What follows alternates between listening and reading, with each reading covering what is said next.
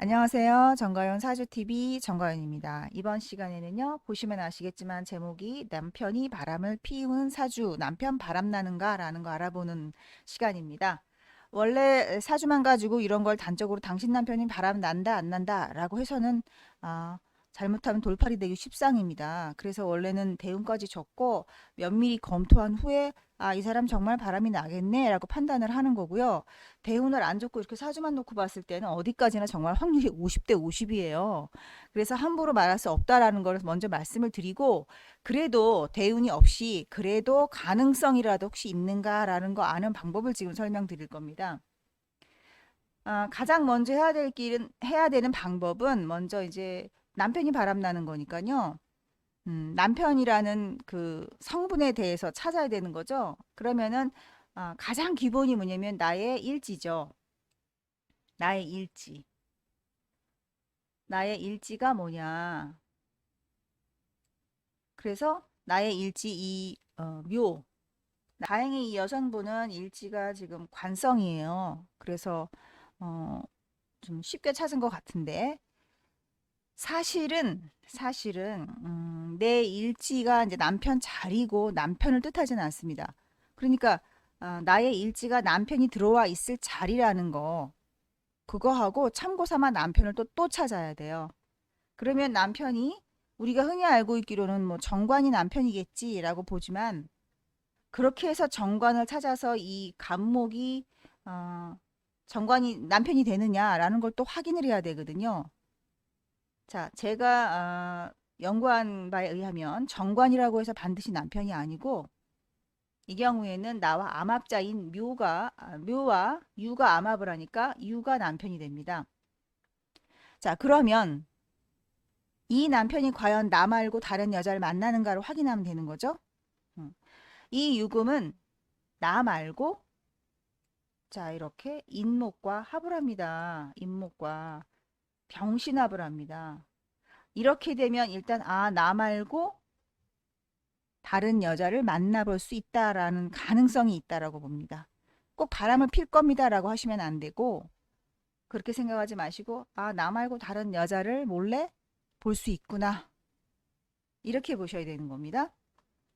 그 다음에 추가로 봐야 될 게 뭐냐면 나 말고 다른 여자를 쳐다본다고 하더라도 나하고 사이가 좋으면은 그냥 쳐다보고 말겠죠. 정말 바람이 안 나요. 반드시 여기에 추가돼야 할 요인은 나와 사이는 나빠야 돼요. 나하고는 사이가 안 좋아야만 다른 여자하고 이렇게 딱 붙어먹는 거거든요. 그러니까 나하고 사이가 안 좋은가 확인을 했더니 여기 역시 묘유충이 있죠. 이렇게 관계가 나쁜 거죠.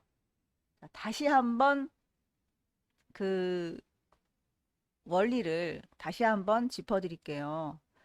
지금 여기서 이 충관계가 한 몫을 하는 겁니다. 충관계가. 그러니까 이제 흔히 사주를 공부하다 보면은 바람 나는 거 이렇게 공부하다 보면요. 부부관계에도 보고 그러면 이렇게 일지에 묘유충이 있으면 과연 이게 남편인지 그것도 모르고 그냥 사주 보는 사람들은 일지충이 있다는 그 자체만으로 일지에 충이 있으니까 그 자체만으로 이렇게 충이네. 사이가 안 좋네. 그리고 남편이 바람 나겠네. 그냥 그럽니다. 그렇게 보면은 정말 엉터리가 되고요. 정확하게 남편을 이렇게 찾아서 그 다음 남편이 나하고 무슨 관계이면서 다른 사람과 이렇게 합을 하는가는 걸 봐야 돼요. 그랬을 때 요런 사주가 이제 남편이 바람날 가능성이 있다라고 보면 되고요. 두 번째 옆에 있는 사주를 보면은 내 일지는 물론 남편이 들어와야 하는 방입니다. 안방이죠, 안방. 내 옆이에요. 침대 위에요, 정말. 근데 여기 있는 것을 남편으로 보는 게 아니라 그렇다고 해서 또 정관, 편관 찾아서 여기 편관이 있네. 그럼 이게 남편이네. 이렇게 또 바로 찾으면 안 되고요. 나와의 암합자를 찾는 거죠. 그러면 음, 미토 중에 있는 정을 기 중에 여기서 또 의경합이 이렇게 되네요. 그죠? 그러면서 관이 나왔어요. 요렇게 관이 나오면서 암합을 하니까 요게 이제 남편이 되는 거죠. 요게 요렇게 남편이 되는 겁니다. 자, 그런데 나하고 암합을 했는데 여기서는 나하고 암합을 했고 나하고 특별히 아, 뭐 충이라든가 원진 관계가 없어요. 그런데 이 남편이 나 말고 다른 사람하고 합하는가라는 거를 봐야죠. 나 말고. 그랬더니 요렇게 합을 하죠. 의경합을. 요렇게 의경합을 하니까 나 말고 다른 여자가 있구나. 자, 나하고는 특별히 미하고 유가 원진도 아니고 충도 아니지만요. 진유합은 더 강력하잖아요. 이렇게. 그러니까 나보다 훨씬 여기는 끊을 수 없는 인연이다. 그냥 폭 빠졌다. 이렇게 볼 수가 있거든요. 그래서 이 두 고객은 저의 아주 오래전에 상담을 했던 고객인데 남편이 바람나는 사주를 제가 갖고 있는 신뢰가 많아요. 흔하게 일어납니다. 여러분 남편 바람나는 거. 여자도 마찬가지예요. 부인들도 바람이 많이 납니다. 그러니까 우리가 결혼할 때 무슨 뭐 서로만 사랑하고 다른 남자, 다른 여자는 쳐다보지 않고 죽을 때까지 살 거라고 뭐 맹세하고 뭐 검은 머리 팥불이 될 때까지 사랑한다고 서약을 하고 결혼하지만 막상 그렇지가 않아요. 제가 만나본 고객들이 뭐 다 문제가 있어서 저한테 물론 왔겠지만 거의 한 80%는 조금씩 바람이 다 나보더라고요.